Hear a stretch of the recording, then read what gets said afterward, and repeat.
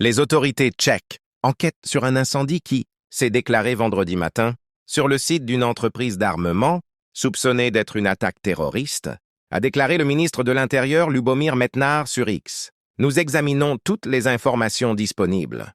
Il existe probablement un lien avec une attaque terroriste, a ajouté le ministre, soulignant qu'aucune victime n'était à déplorer. Le chef de la police tchèque, Martin Vondrasek, a déclaré aux journalistes que les forces de l'ordre enquêtaient sur un feu déclenché délibérément et recherchaient activement les auteurs du crime. Des médias tchèques ont indiqué avoir reçu un email d'un groupe revendiquant l'incendie d'un centre de production clé pour les armes israéliennes. Nous vérifions la fiabilité de ces informations, a déclaré la police tchèque sur X.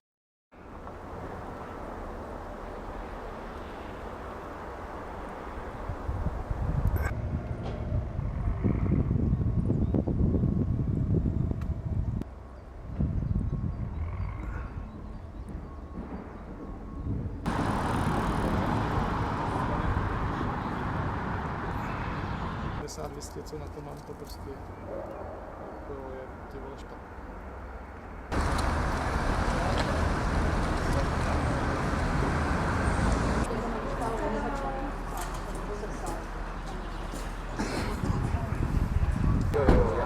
Já poslouchám.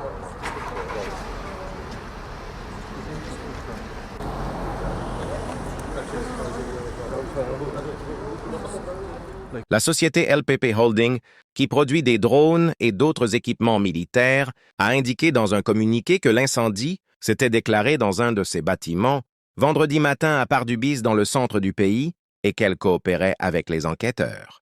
Selon les pompiers, le feu a détruit un entrepôt et s'est propagé à un bâtiment administratif avant d'être maîtrisé. Selon l'agence de presse tchèque CTK, LPP Holding a récemment dévoilé des projets de production de drones avec l'entreprise israélienne Elbit Systems.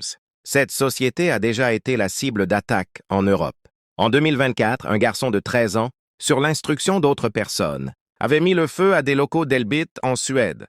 La même année, des hommes y avaient placé des explosifs. Un groupe pro-palestinien s'était introduit en 2024 dans un site britannique d'Elbit, mais la porte-parole de LPP, Martina Toberova, a déclaré à la télévision publique tchèque que l'entreprise n'a jamais commencé à produire de drones israéliens, le ministère de la Défense ayant annulé l'appel d'offres.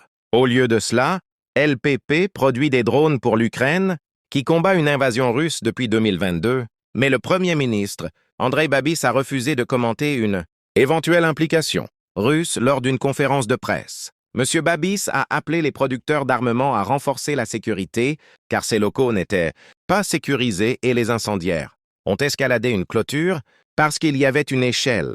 Ils font d'énormes profits, donc ils doivent sécuriser leurs locaux en utilisant l'argent qu'ils ont gagné grâce à la guerre, a déclaré M. Babis, ajoutant que les producteurs d'armement pourraient ne pas obtenir de licence s'ils ne se conforment pas aux exigences de sécurité. Selon le site d'information Voxpot, le nom de domaine Internet du groupe qui a revendiqué l'incendie et s'est baptisé la fraction du tremblement de terre a été enregistré jeudi probablement via un service d'hébergement suédois basé en Islande.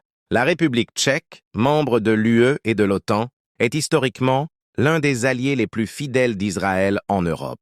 Sous l'impulsion de son président Petr Pavel, elle a également eu un rôle important dans le soutien à l'Ukraine contre la Russie.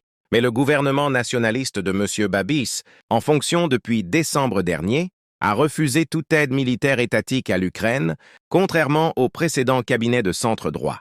Abonnez pour plus d'informations. Merci.